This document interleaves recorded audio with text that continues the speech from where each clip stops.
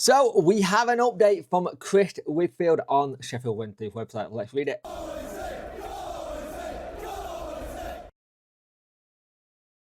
Hello and welcome to this video. You could like, share and subscribe to the channel. Much appreciate it. Liking out the algorithm, sharing gets in front of the people's faces, and subscribing lets me know you like the channel. Hit that notification bell to let you know when videos go live, and hype the video, please. I'd much appreciate it. So Chris Whitfield has said this on the website.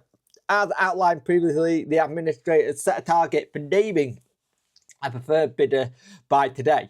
That goal was designed to create a momentum and achieved exactly that. We've received a number of strong, credible offers that interested is extremely positive for the future of Sheffield Wednesday. For various reasons and responsibilities, narrowing down the field to one preferred bidder today has not proven possible. We understand that support desire for clarity and we share that urgency, but this stage of the process is critical. We must maximise return to creditors and secure the right long-term owner for Sheffield Wednesday. Rushing this stage would serve neither objective.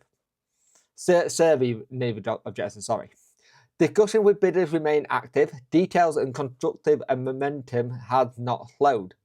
We know this continues to be an incredible challenging period. We also know that uncertainty breeds anxiety. That is why we remain committed to communicating openly and pushing for fairness and protect the long-term interest of Sheffield Wednesday at every stage. We will continue to update you as soon as information can be shared clearly and accurately. And in the meantime, thank you for all your patience and support and understanding. So I think that's a really clever statement to put out. I think it's smart to go, this is what we're up to. This is where we're at. We can't tell you roughly what's going on yet because it's not there. And we have still got people who are wanting to come in. They said that they got people in.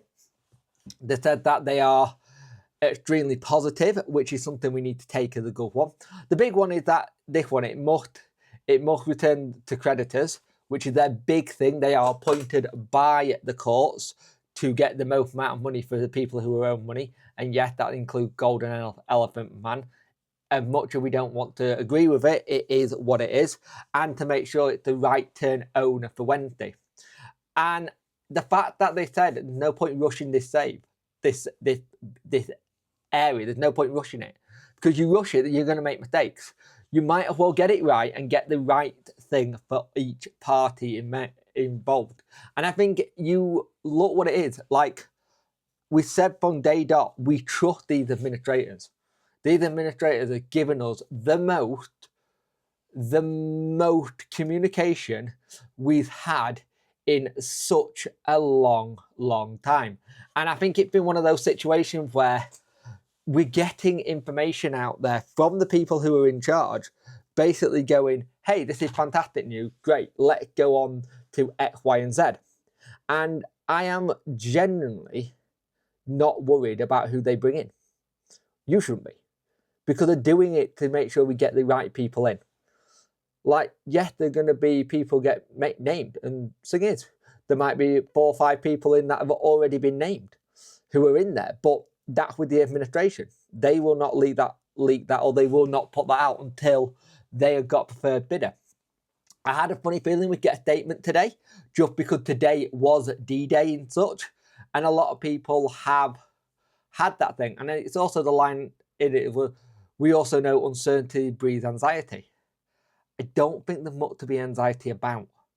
I generally don't. I think we're in a position right now where it's getting close to getting the final people involved, getting the people who are going to be in this situation. And I generally can't wait until next week, because it could be next week we hear something. We might not hear something. They could be like, look, we've got a bidder, it's now with everything else.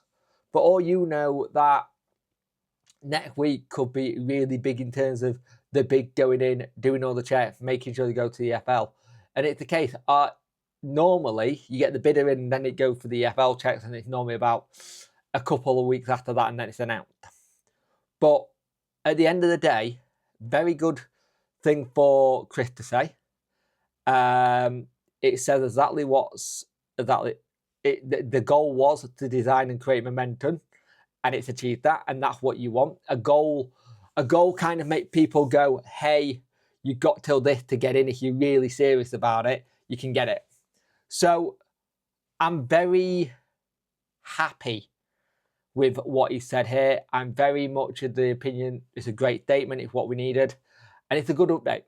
It's a good update. Some people will say it's a pointless update, but I don't think it is. I think it outlines what's going on, how things are going, and just give people a little bit of clarity, because a lot of people will have been climbing the wall today going, why have we not heard anything? Why have we not heard anything? Because last Friday, Paul Stanley, the other joint administrator, did the article with The Athletic. Nothing really came out from the club itself saying what was happening, but it was an interview via the administrator on behalf of the club, but not on the actual website. So I think it's a good statement. Let me know in the comment section below. I'm not worried. I don't think anyone should be that worried. They've already done an amazing job of sorting out the point deduction. They've already potentially done an amazing job with potentially taking the EFL restrictions off in January. For the longest time, everyone was like, that could bugger us big style. And right now, it's now starting to look like that's not going to be the case. It gives whoever comes in a clear run. And the big thing is that we have to have a clear run going forward. If we get a clear run going forward into League One, fantastic. And you can get a lot of good players without spending a lot of money. Like generally, there's a lot of good frees out there still, which you could bring in now in January, and people will go, well, what's the point bringing them now? You get them ready for next season. You get them fit, ready for next season. You give them 6 months to get ahead of schedule. Then you give them a proper pre-season to go in with whoever's in charge. If it's Henrik, if it's someone else. You get them in now. It's about planning for when we can. If we can get people in, like it's sounding like we can in January, you start that planning now. You don't wait until end of the season to go, right, we're going to plan this. You do it now. Because the one thing we have been so bad at for so many years, thanks to that man, is we haven't been able to plan. We've not been able to put anything in place. It's always been last minute or flying by the seat of your pants.